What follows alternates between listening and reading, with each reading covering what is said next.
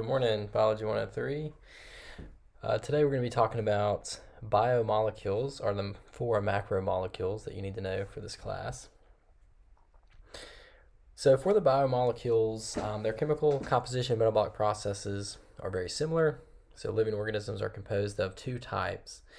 You have organic and inorganic compounds. Inorganic just means it does not pertain to life.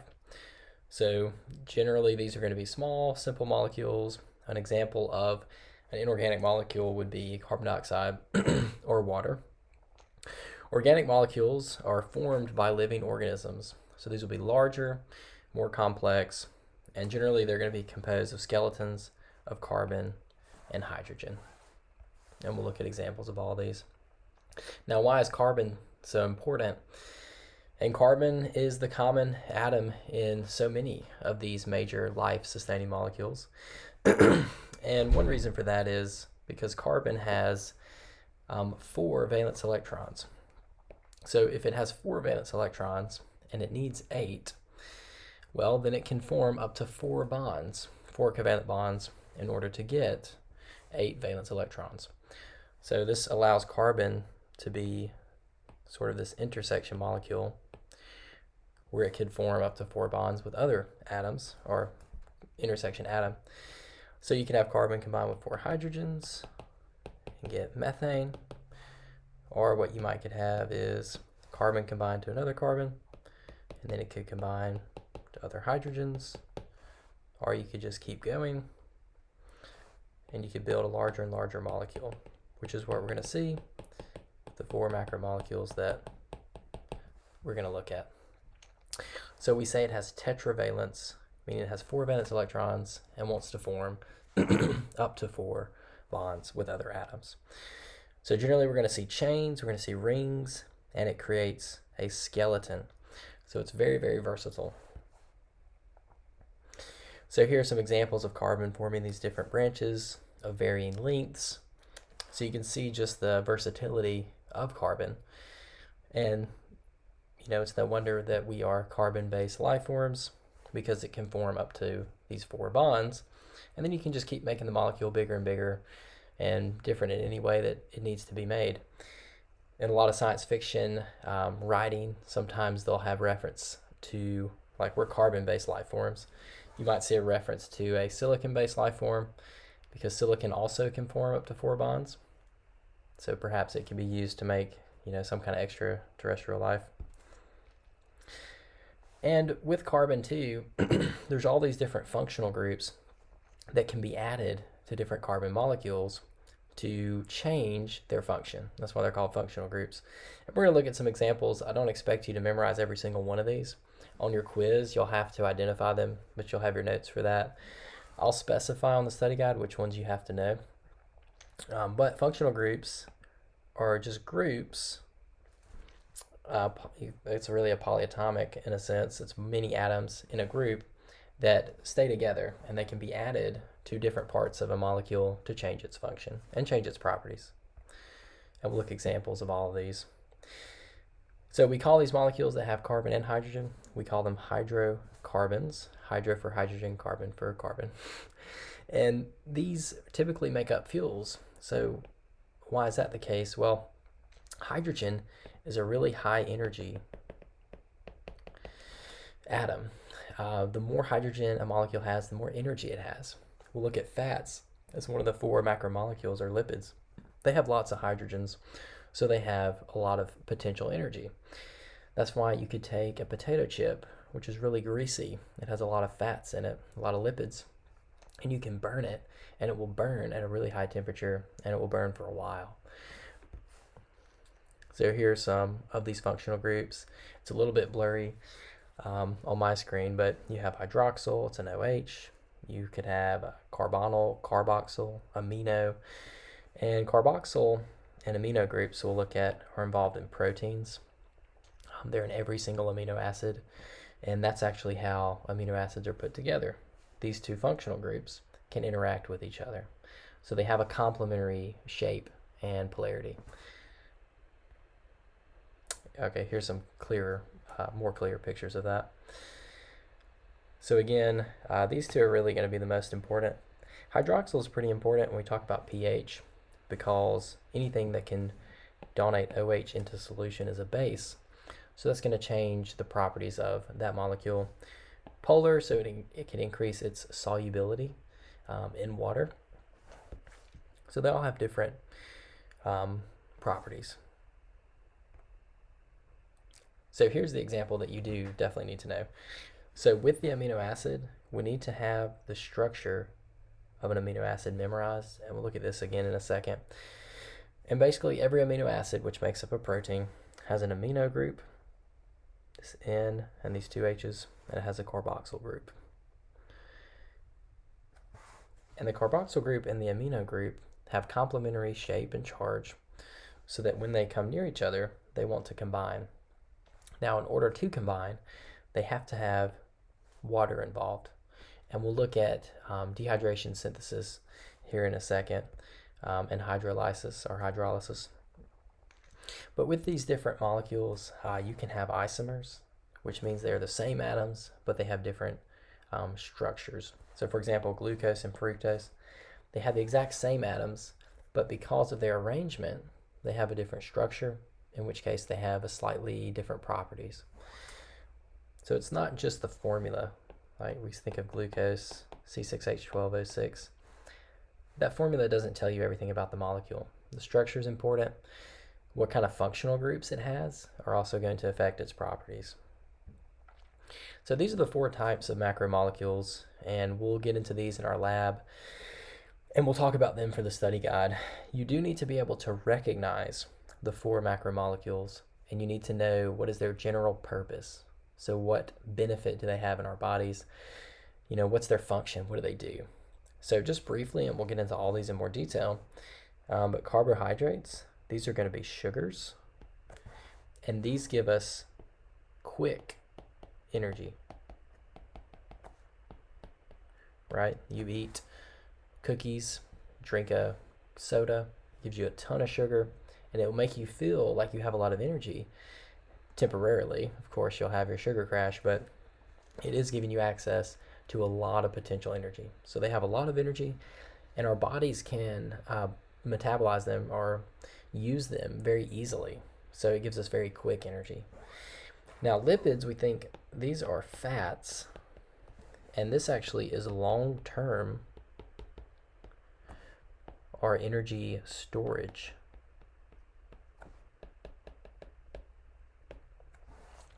Right, you eat a bunch of carbs, right? You eat a bunch of sugar, and it makes you fat because all of the sugar, that extra energy that you don't need, gets stored in your adipose tissue or as fat in your body. So it's converted into lipids. Proteins, these get things done in your body. They're made of amino acids, and just like we looked at there with that reaction, we'll look at some more examples. And then nucleic acids, this would be DNA and RNA. And we'll look at some examples. Now with all of these, all of the macromolecules, we have monomers. Mono means one. A monomer is a single unit that can be used to build larger structures. So the example I always like to use is Legos. You know, one Lego would be a monomer. You could have that for, you know, proteins would be amino acids, DNA, it could be a nucleotide, but a monomer just means a single unit. A polymer, poly means many, so a polymer would be many monomers put together. So I could take these 3 monomers, right, these 3 Legos, and I put them together to get a polymer. And then I could add more monomers onto it, and I get a larger polymer. So monomer just means single unit, polymer means many units together.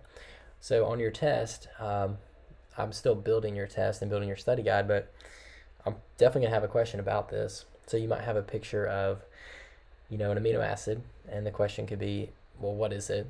Which of the 4 macromolecules is it? And then, is it a monomer or a polymer? If it's a single unit, it's a monomer. You got 4 or 5 together, then it's a polymer. And in that case, many amino acids would make a protein. And I apologize for the fan noise. The laptop is cooling itself, so it's blowing the fan in here, so it makes a loud noise. But so how do we actually build up polymers? Well, there's two types of reactions. One of them is called a condensation reaction. You're not going to hear me use that word very much. It may be in your quiz, but the phrase that I will use most often is dehydration synthesis. And I like that phrase better because it tells you exactly what it's doing. So dehydration, right? If you're dehydrated, you've lost water. So you need water. So you've lost water, you're dehydrated. Synthesis just means to build something. So a dehydration synthesis reaction means you're losing water, right? Water's being released, and you're building something. You are synthesizing something. So in this case, you've got these two monomers, right? The two Legos. Dehydration synthesis means we're dehydrating, so we're taking water away. Synthesis means we're putting these two things together. So you're taking smaller pieces, so two separate things, we're adding them together to make one large molecule, or a polymer. So we're going from monomers to polymer. Now the opposite of this is hydrolysis. And just like dehydration synthesis, it tells you exactly what it is. Hydro meaning water, lysis means to split. So hydrolysis means using water or adding water to split a polymer. So in this case, we have one large polymer, and we add water, and we're adding water, and when we add that water, we hydrolyze it. We add water to split, and we end up with two separate monomers. So with all of our macromolecules, these types of reactions are taking place to either put the monomers together to get a polymer, or we're hydrolyzing to take a polymer and break it back into its constituent pieces. So let's get into the four macromolecules. So the first one we said was carbohydrates, which is just sugar. So this is short-term energy. The subunits of these are called monosaccharides. Mono meaning one, saccharide meaning sugar. So it's a single sugar unit. A classic example that I just always refer to when I'm talking about sugars or carbs is glucose. The formula for glucose is C6H12O6, and you'll see this shape, which we'll learn the shapes of the four macromolecules, of common examples of the four macromolecules, and this will be the one you'll need to know for carbs, is that one thing you'll notice with their atomic ratios is that they go 1-to-1 for carbon, hydrogen, and oxygen. So in this case, you have 6 carbons. So the ratio is for every carbon, you have 2 hydrogens. So if we have 6 carbons, we have 12 hydrogens. And it's a 1-to-1, so for every carbon, you have 1 oxygen, 6 carbons, 6 oxygens. And then here's a bunch of other examples of carbs. You'll notice they all look very similar. They're in this ring structure. Glucose, fructose, galactose. But those would all be monosaccharides because it's a single unit of sugar. So then disaccharide, mono means one sugar unit, monosaccharide. Disaccharide, di means two. Two sugar molecules put together, 2 sugar monomers. Common example of this, you'll see this on ingredient lists, ingredient labels for food. Sucrose, that is a glucose plus a fructose. Lactose, right? Some people are lactose intolerant. This is in milk. It's a galactose and a glucose. So there's a lot of different disaccharides that just have 2 different or 2 of the same monomers or monosaccharides put together. You get 2, you get a disaccharide. You don't have to have these examples memorized for disaccharides, but you would need to be able to recognize that this is a disaccharide because it has the 2 sugar units put together. So what are some complex carbohydrates? So these would be mini saccharides, mini sugars. Some examples of these where it's more than 2 put together.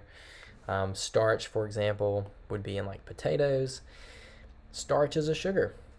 This gives us, energy storage and quick energy access. It's both. It's energy storage for the plant. When we eat it, we get quick energy because it is a carbohydrate. I'll tell you a story. My brother, when he was in college, potatoes were super cheap. So he was buying potatoes, and that's all he ate for like 2 or 3 meals a day. And he started feeling really weird.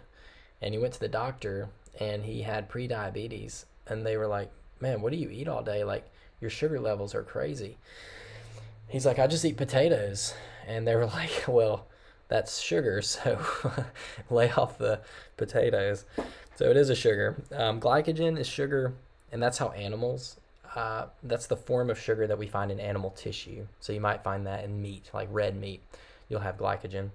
Cellulose is a form of sugar in plants. You see that in plant cell walls. We might see that in the cork cells of plants. And then insects store their sugar in the form of chitin, which is for structural purposes. We think of the exoskeleton of an ant, for example. So these are all carbohydrates. It's all just sugar, but the structure's slightly different, and the functional groups might be different that allow it to have a different purpose. But it's still technically all sugar, quick access energy. So then what are lipids? So we talked about carbs, quick sugar, quick energy access, sugars. Lipids are just fats. So think of anything greasy, oily, that's going to be a lipid macromolecule. So these are for energy storage. So these are really large molecules with these long hydrocarbon tails. And if you have a lot of hydrogen, you have a lot of energy.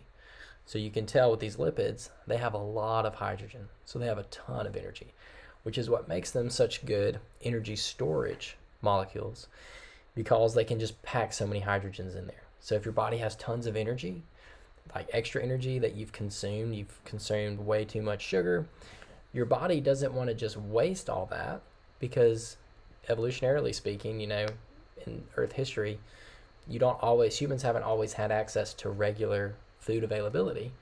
So one of our adaptations is to store all that energy in the form of fat. So fat's a survival mechanism where you might not get food for the next 10 days.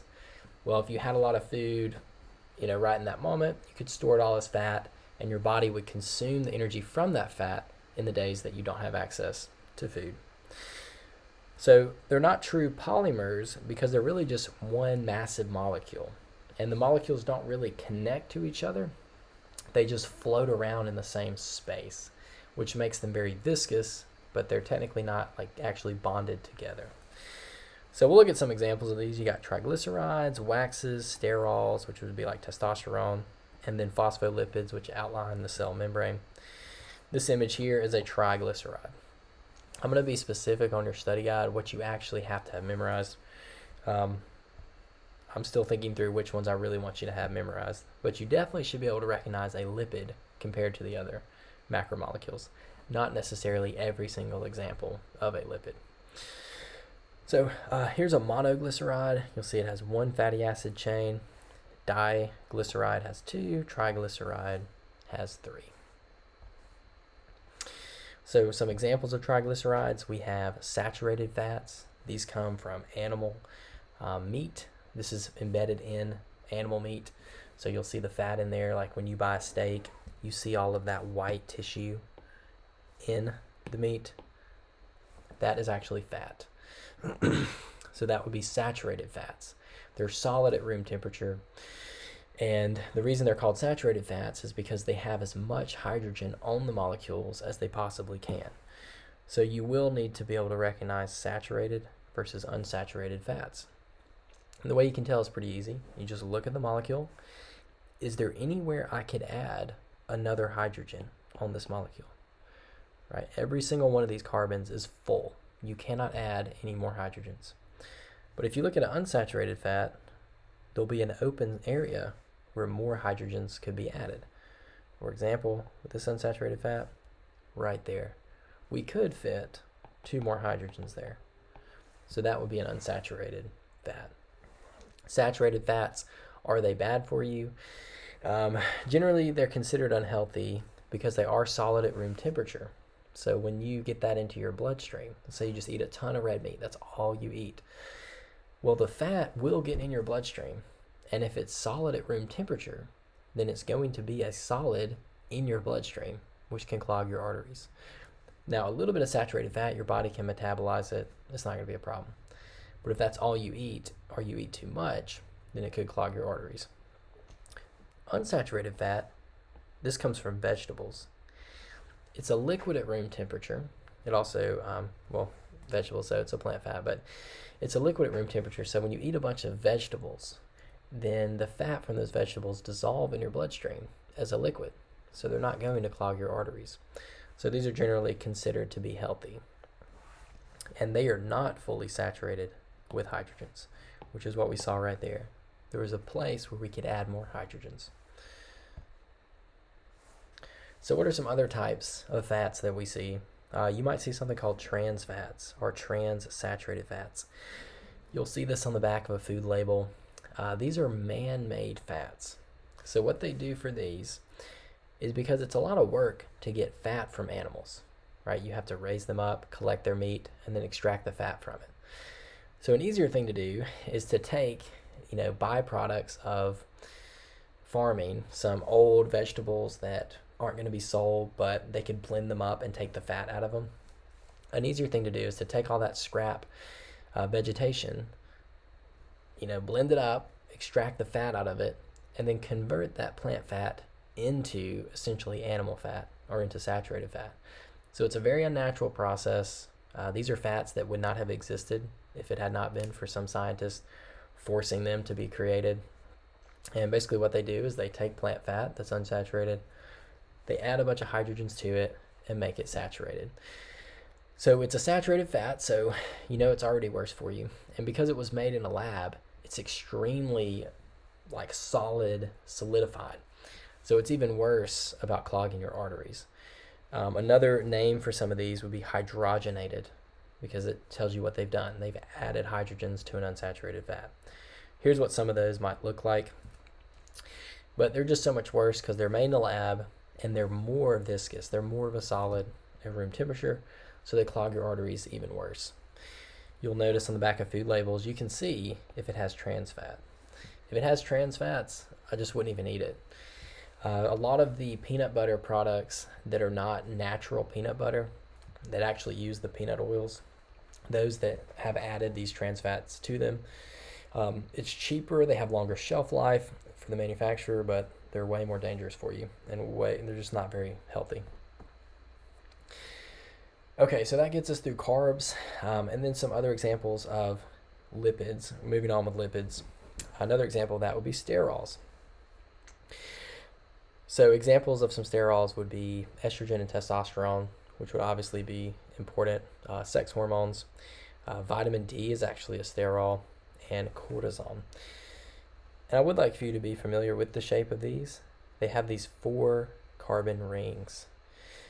And if you continue and take anatomy, you'll learn a lot more about these. But you should have a general idea of what these look like. And they're very different than the other molecules we've looked at. So another type of lipid is a wax. Wax, you should think of lipstick. It's very just kind of gritty. Waxy is the way to describe it. I mean, you know what it is.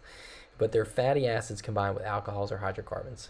You don't have to be able to recognize what they look like from a molecular standpoint, but it's just another example to kind of paint a picture of what lipids are like.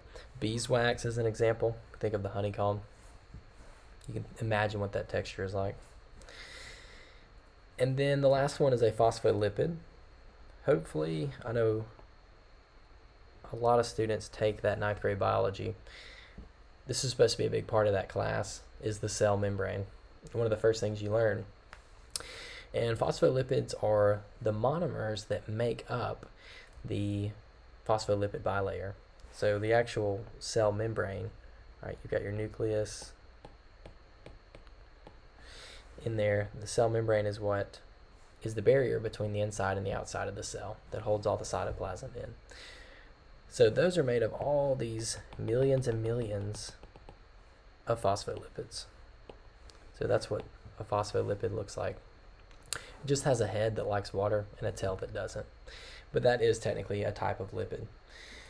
And we'll spend a lot more time talking about phospholipids. Okay, so that gets us through carbs and lipids. The third macromolecule is proteins. And proteins, they can be structural molecules, they can be important in energy. The most important thing for proteins is that they get things done in your body. These are the molecules that are going to bring, for example, hemoglobin. It's going to bring oxygen to your brain and keep you alive. So if something goes wrong with proteins, you're dead. Subunits is amino acids. So we talked about that earlier. You do need to know the structure of the amino acids. Amino acids, they're easy to recognize because this part of them, the amine group, the carboxyl group, and this hydrogen here, are all the same on every single amino acid. The only part that's different is this R group. This side of it can vary. The amino group will combine to the carboxyl group of another amino acid, and that's how they connect to each other. And that's what they're showing you here on this diagram. You've got a carboxyl group, an amino group, they combine to each other. And then just to kind of check your understanding, think about what kind of reaction would have to happen in order to take two separate things and put them together and make a larger molecule. Would that be dehydration synthesis, or would that be hydrolysis? Well, think about those words. Dehydration synthesis, taking water away to build a larger molecule.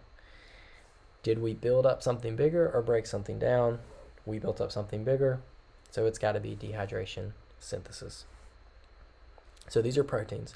They're structural molecules. We think about collagen, keratin, in hair and skin, hormones, enzymes, hemoglobin. And here's some examples of amino acids. You'll notice the top of every single one of them is exactly the same. And then this R group is what changes. So that's what determines what kind of amino acid you actually have. So why do we need these? Why do we need to eat protein? Because when we eat protein, we break protein down into amino acids. Then our bodies can use those amino acids to build up our own proteins that we need to survive. That's why if you're into weightlifting or sports, they tell you to eat a lot of protein, because you need a lot of protein to maintain your muscles. So when you work out a lot and your muscles are being broken down, you need proteins to rebuild them. So if you've eaten a lot of protein, then you have the ingredients you need to build your own proteins to rebuild your muscle tissue. So with proteins, there's 4 levels of protein structure, and that's just how they are arranged to create their function. It goes primary, secondary, tertiary, quaternary. Primary is just when the protein's first produced. It's just a string of amino acids. It has no shape. Secondary, that string is folded. Tertiary, the folds are folded, and you get a 3-dimensional structure. And then quaternary is when you take multiple tertiary structures, so it has some kind of 3-dimensional shape, and you put them together. Like hemoglobin, you'll take 4 tertiary structures and put them together into one massive quaternary structure. And we'll look at examples of all these. So for primary, sequence of amino acids. It's just what is the chain that you get when you put all those amino acids together. That's the primary structure. Secondary would be you take that and you fold it. It can be folded in different ways. It can form alpha helices or beta pleated sheets, but you just take that primary shape and you fold it. And then tertiary, you take those shapes that you just folded and they're folded again. And this is where you get the first 3-dimensional structure of a protein. And that's where you get function. You don't have any function at the primary and secondary level. It just hasn't been folded into the shape that you need. You can imagine with maybe Legos, you can have all the Legos put together, but unless they're actually put into the shape they're supposed to be, they have no function. And proteins are the same way. They have to have their specific shape so that they can have their specific functions. So after tertiary, it goes quaternary, and that's taking multiple tertiary structures and putting them together. And here's that hemoglobin example. So there you have 4 different tertiary proteins put together. And so one of the most important things with proteins is that their shape determines their function. If a protein loses its shape, then it loses its function. So like, why is it so dangerous when you get a fever of 103, 104 degrees? Well, proteins, they start to denature, which means they lose their shape. They dissolve back into their primary structure at about, if I remember correctly, 105 degrees Fahrenheit. So if you run a fever of 105.8 degrees Fahrenheit, then all your proteins are going to dissolve. Why is that a problem? Well, your proteins bring oxygen to your brain. So if those proteins that do that dissolve into an unfolded shape, they denature, I should say, not dissolve, they denature, then they can't do that because they've lost their shape, so they lose their function. If you can't get oxygen to your brain, you're going to die. Temperature and pH are 2 factors that can cause denaturation. Even like salinity is important. There's a lot of different factors that are important in keeping the shape of proteins correct. And one way they can actually get their shape is, this would be one of the primary ways, is there's a protein called chaperonin, or chaperone protein. And basically, the proteins that are just produced when they're in their primary shape are put into chaperone. And like a chaperone, it watches over the protein. It puts it into conditions that allow it to fold up into its particular shape. So literally the protein goes inside, a cap is put on, it's shook up like a water bottle, and then it spits out the protein, and the protein now has its correct shape. So that allows proteins to actually get their shape. So there's proteins helping proteins get their shape. So up to this point, we've talked about carbs, which will be sugar, talked about lipids, which is fat, and now we've talked about proteins, which get things done in our cells, and they're also a structural component to our cells. And then the last thing we're going to talk about is nucleic acids. We're going to spend a lot of time talking about these later, but just for now, you need to know that these are the hereditary molecules, DNA and RNA. This is how we store genetic information in the nuclei of our cells. And that's it for this lecture. Please email me if you have any questions.